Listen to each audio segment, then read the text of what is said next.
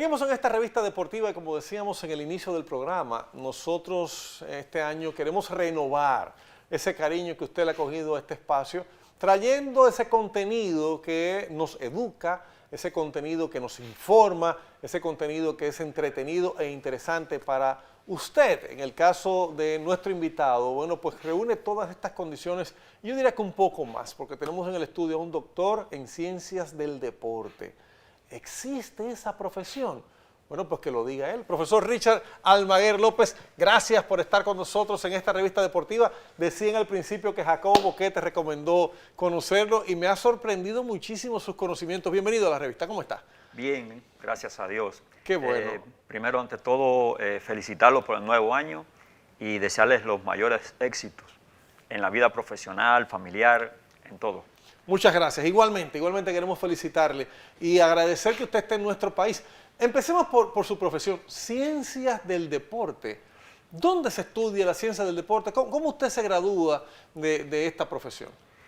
Bueno, yo soy graduado en Cuba, primeramente de licenciado en Cultura Física, posteriormente máster en Ciencia de la Educación Superior y después me graduó de doctor en Ciencias del Deporte en Cuba y también con doble titulaje por la Universidad de Las Palmas de Gran Canaria, España. Es decir que en nuestro país se lleva todo este proceso de formación de profesional y a partir de ahí, pues bueno, como salió un escrito una vez en mi provincia que decía un doctor para curar el deporte, pero un doctor no iba para curar el deporte en Cuba, sino para hacerlo por todos los países que me necesiten, ¿no? Por supuesto. Como tiene que ser. ¿Y cómo llega usted a República Dominicana? Bien, yo estaba en Venezuela, yo me casé con una venezolana, vivo en Venezuela, pero había aplicado un convenio en Islas Seychelles, allá estaba trabajando en atletismo, bueno, para decirle, mi especialidad es balonmano y también atletismo, ¿no? Aunque empecé en el boxeo.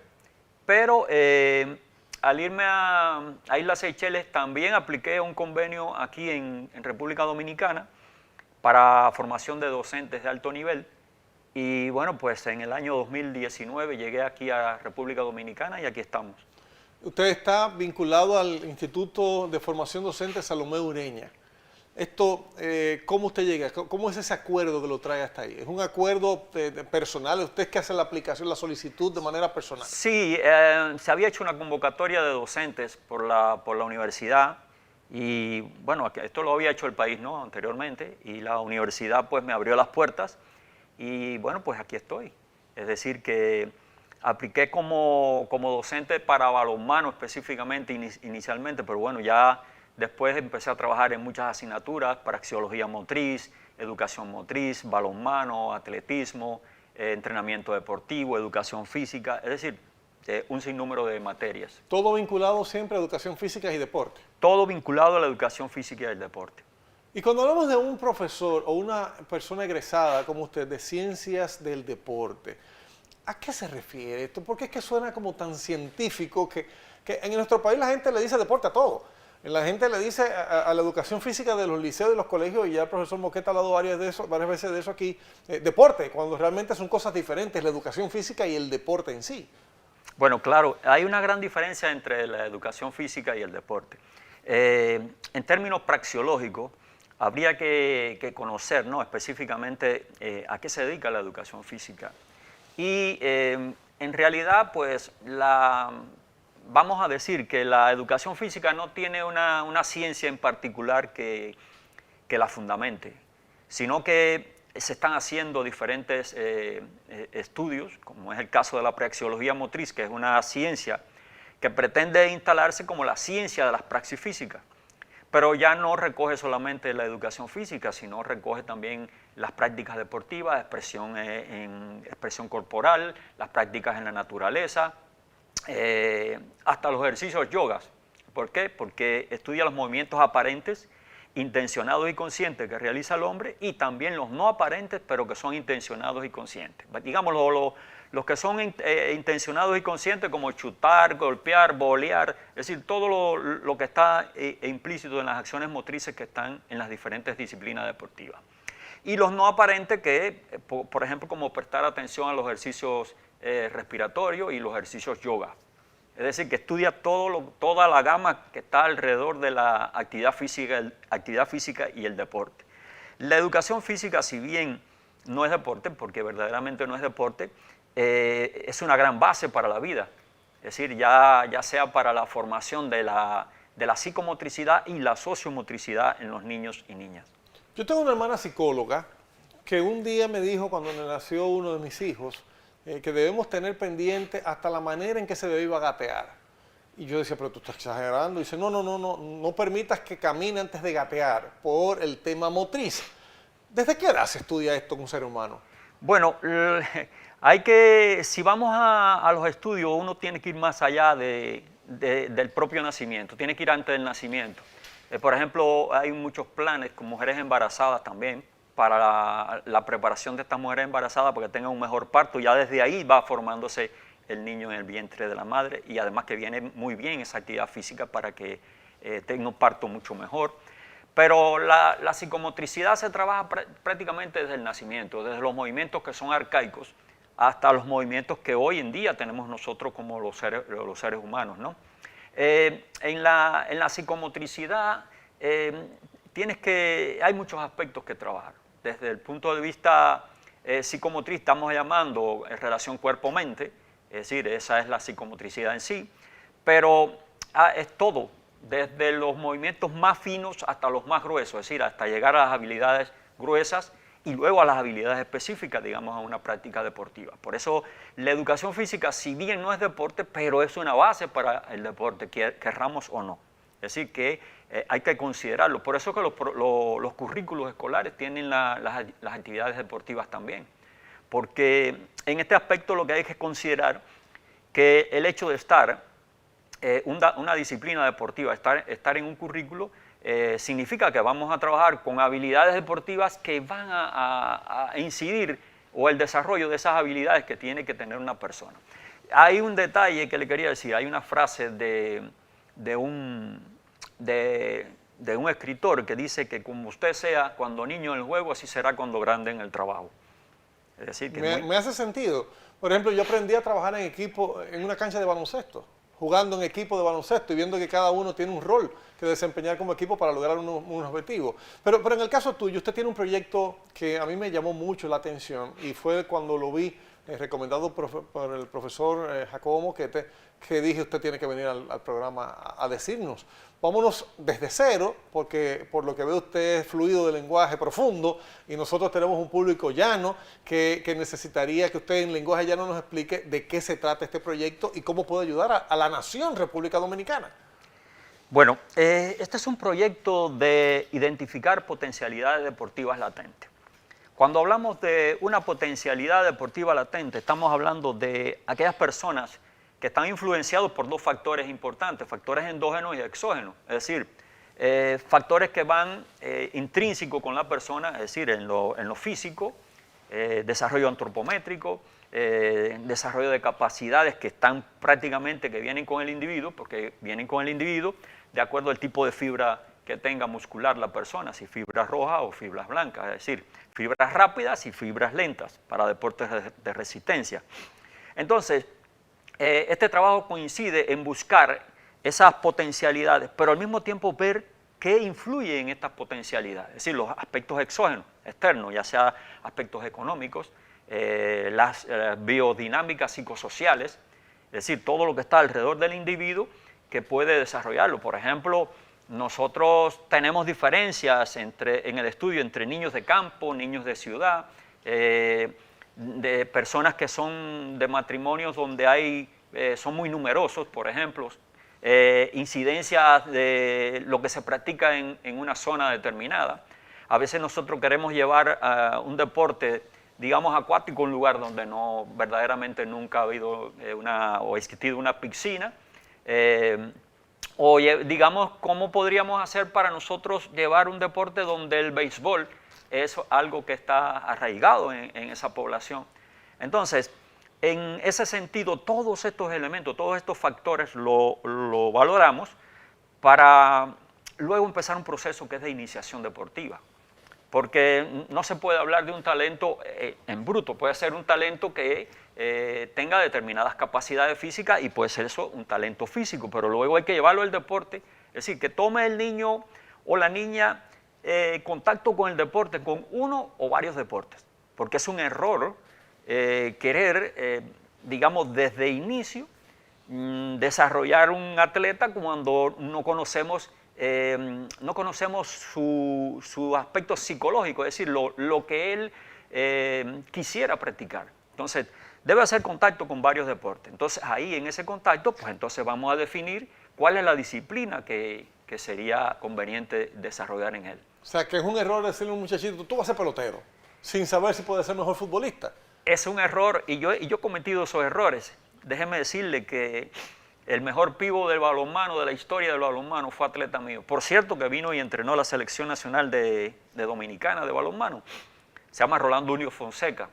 Y a los 9 años yo lo coloqué como pívot, a jugar pívot en el balonmano.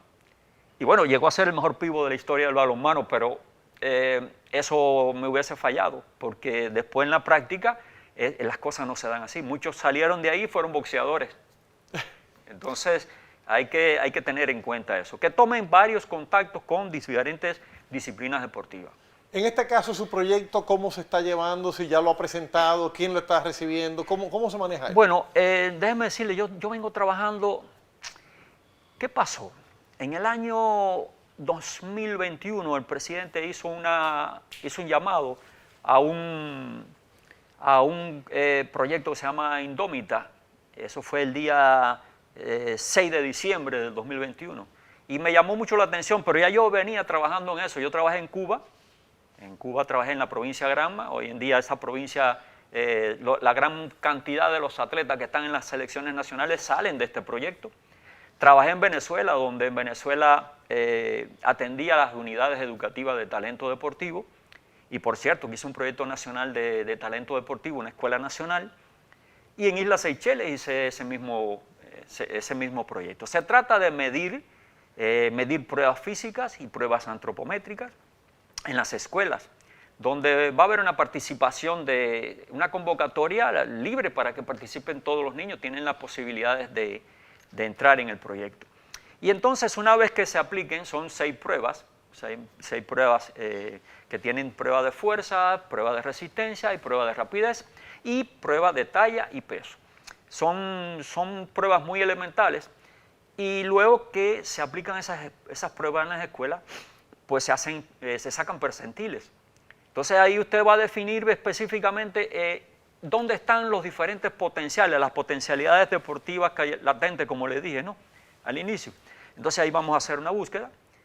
Luego los que superan el percentil 90 en las pruebas físicas y el percentil 97 en la talla, estamos hablando de un 10% en las capacidades, es decir, un 10% que está por encima de la población escolar en las pruebas físicas y un 3% en la talla.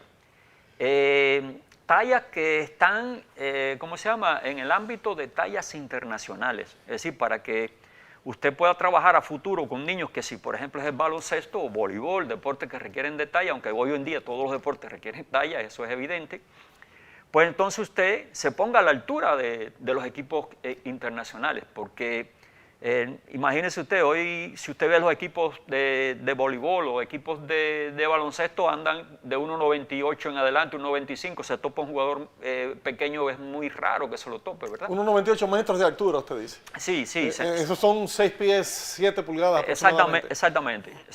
Entonces, encontrarse esos niveles de talla, entonces uno tiene que buscar las tallas. Por ejemplo, en la provincia de Granma, de donde yo provengo, de Cuba, me decían que no había tallas. Pues sí, pues mire que en 36.000 casos medidos, 51 niños cumplieron esos niveles. Y hoy hay atletas que están jugando en ligas profesionales, por ejemplo, en voleibol en Italia. Es decir, que hay un nivel, eso es muy importante. Hay un detalle muy importante, y es que después que se descubren estos percentiles, estos potenciales, entonces uno tiene que, de forma retrospectiva, ver desde que nació el niño, con qué talla, con qué peso nació, qué promedio de talla creció en un año, cómo fue creciendo ahí año a año, que debe, digamos, de 0 a 1 debe crecer de entre 25 y 27 centímetros. Entonces, ir viendo todos esos procesos de crecimiento, cómo se han ido dando, así año a año, que deben dar entre 5 y 7 centímetros. Después, cuando llega la etapa prepuberal, deben andar entre los 12 y 15 y hasta 17 centímetros. ¿Cómo va creciendo en cada uno de los momentos? Para descubrir la proyección que Para tiene. descubrir la proyección de talla, que se halla la proyección de talla. Es decir, le damos la proyección de talla y ahí podemos decir, mira, va a medir tanto a futuro, y eso no falla. Interesante. Y hay un aspecto, me disculpa, hay Sí. un aspecto muy importante que también medimos, que es las huellas dactilares. De acuerdo a la disposición de las huellas dactilares, pues esto va a decir el tipo de fibra que tiene el niño. Es decir, para el deporte, si es de fuerza rápida, si es, digamos, para deporte que pueda ser como de resistencia, por ejemplo. Y eso es un elemento muy importante para no fallar, porque ahí es donde yo digo que una cosa es descubrir la potencialidad deportiva latente y lo otro es ir a un nuevo concepto que he ideado que se llama multipotencia deportiva latente. Ahí estuvimos viendo algunas imágenes y yo no sé cómo desde las huellas dactilares ya ustedes pueden descubrir qué clase de músculos tengo. Eso es científico. ¿Qué tipo de fibra? ¿Qué tipo de fibra? Oiga Sí. usted, es para mí extraordinario. Usted mencionó ver nuestras competencias internacionales. Dentro de esas imágenes que la gente ha estado viendo, que es una presentación que usted hizo y que está colgada en YouTube, nosotros vimos que en un momento, no sé si estaba en Venezuela o en las islas estas que mencionó o en Cuba, menciona dentro de los rivales a República Dominicana. Miren los rivales con los que nos enfrentamos, dice usted o dice la persona que está exponiendo, y una de las banderitas que aparece allí es la de República Dominicana. Imagino que eso haya sido aquí en la zona, en el Caribe, en Venezuela o en Cuba. Es decir, que la primera comparación es con lo que usted tiene cerca. No, vamos a expresarle algo. Por favor. Sí. Aquí nosotros tenemos los últimos resultados de los Juegos Olímpicos. Tenemos a Estados Unidos, a China, que están por encima de nosotros. Tenemos si ustedes ven en el área de, ¿cómo se llama? Americana, es decir, de lo que es en los países nuestros, Del continente. Suramérica, exactamente, Centroamérica, Brasil es el único país que está por encima de Cuba, y tenemos ¿cómo se llama? A Dominicana en la posición 68. Eso fue los Juegos de Tokio. Sí, ahí hay un problema que es lo siguiente. Si ustedes van a ver ahí la densidad poblacional, por ejemplo, Estados Unidos, en las edades que nosotros estamos buscando, tiene más de 61 millones de habitantes, ¿verdad? De 0 a 14. Y vemos a Dominicana que anda por 2 millones y tantos de habitantes. Ahí es donde tenemos que hacer la búsqueda. Pero esos son países que tienen un desarrollo deportivo muy alto, tienen un desarrollo económico, unas grandes densidades de población, están evidentemente por encima de nosotros. Para nosotros poder igualarnos a ellos tenemos que aplicar la ciencia. Es decir, para poder arrebatar una medalla, digamos, a China o a ¿cómo se llama?, a Reino Unido, que está por encima. Y bueno, ahí en esa búsqueda que usted ve ahí, ve que Dominicana tiene más de 2 millones, casi llegando a 3 millones de habitantes, ¿verdad? Correcto. Sí. Ahora, En la edad comprendida en las edades que hace el estudio. en las edades comprendidas que se hace el estudio. Correcto. Ahora, fíjese, estos países que están encima de nosotros ahí, que quedan en los Juegos Olímpicos por encima de nosotros, aparte de que tienen ese desarrollo económico, tienen un sistema deportivo muy consolidado. Y es algo con lo que yo estoy tratando de lidiar en el proyecto. Ya el proyecto de nosotros está aprobado por el Infodoso, es decir, por pares ciegos. Este proyecto también ya es de conocimiento del INEFI. El INEFI nos abre las puertas como el principal cliente de este proyecto. En este caso, el director Alberto se ha comportado abierto a la implementación del proyecto en los centros educativos. Pues entonces, este hecho de la tabla que usted ve ahí indica que hay países que tienen diferentes modelos de selección deportiva. Los modelos de selección deportiva es muy fácil porque son modelos que tienen un buen sistema competitivo y buen sistema deportivo creado, pues es muy fácil ir a buscar a los talentos ahí. Pero nosotros tenemos que aplicar modelos científicos, modelos de seguimiento, modelos de estudios longitudinales para poder verdaderamente hacer ese estudio y tratar de buscar a raíz de ese modelo otros atletas. Es decir, que es algo muy importante. Para poder competir con países más desarrollados. Exactamente. Profesor Richard, yo quisiera quedarme 2 o 3 horas más aprendiendo con usted, pero lamentablemente el tiempo de televisión es así. No va a ser la última invitación. Usted nos ha demostrado que para muchos esto es como la sabermetría en el béisbol. Cuando entró la sabermetría muchos no entendíamos ni papa de lo que se estaba hablando. Hoy hemos aprendido y creo que eso debe ser la intención de usted con su proyecto. Gracias por venir a República Dominicana a ayudarnos. Quería decirle que este proyecto no es solamente para un deporte determinado, son todas las disciplinas deportivas. Es muy fácil después que uno aplica ir y decir, en tal lugar hay alguien que está saltando tanto. Es decir, que lo va a buscar ahí con el dedo ahí directamente. Muchísimas gracias, querido profesor Richard Almaguer López. Hemos aprendido mucho con usted y gracias a la recomendación de Jacobo Boquete que nos trajo este científico a la casa. Seguimos, mucho gusto. Seguimos.